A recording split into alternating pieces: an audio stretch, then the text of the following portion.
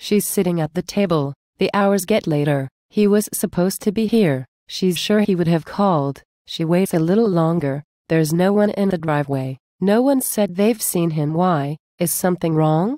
She looks back to the window. Suddenly the phone rings. A voice says something's happened, that she should come right now. Her mind goes to December. She thinks of when he asked her. He bent down on his knees first, and he said, "I want you forever, forever and always, through the good and the bad and the ugly, we'll grow old together, forever and always."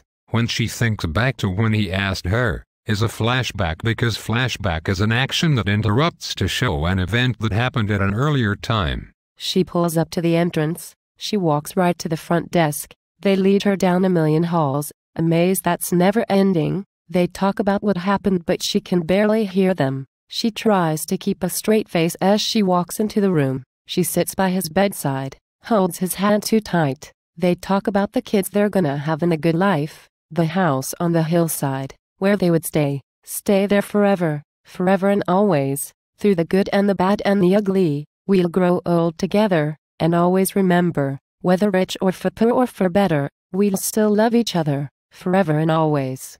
When they picture their family living down by the hillside, is foreshadowing, because they are giving a hint to the reader of how their life is going to be in the future. Then she gets an idea and calls in the nurses, brings up the chaplain, and he says a couple verses. She borrows some rings from the couple next door. Everybody's laughing as the tears fall on the floor. She looks into his eyes, and she says, "He wants you forever, forever and always, through the good and the bad and the ugly, we'll grow old together, and always remember, whether happy or sad or whatever, we'll still love each other, forever and always, forever and always, forever and always." She finishes the vows, but the beeps are getting too slow. His voice is almost too low, as he says, "I love you forever, forever and always. Please just remember, even if I'm not there, I'll always love you, forever and always." When the guy dies, it's an example of plot twist, because it's a sudden action that was foreshadowed by the accident that the guy had.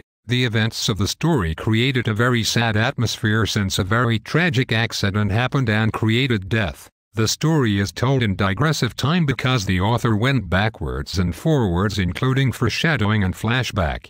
In the other side, the story could be told in progressive time if the girl didn't thought about when he asked her, nor when they talked about how their family will live in the future.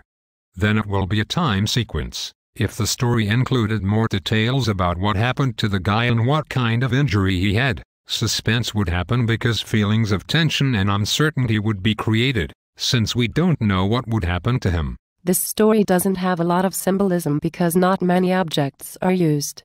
But an example is when they get married in the hospital, because it symbolizes how much they love each other and that no matter what happens, they would always love each other.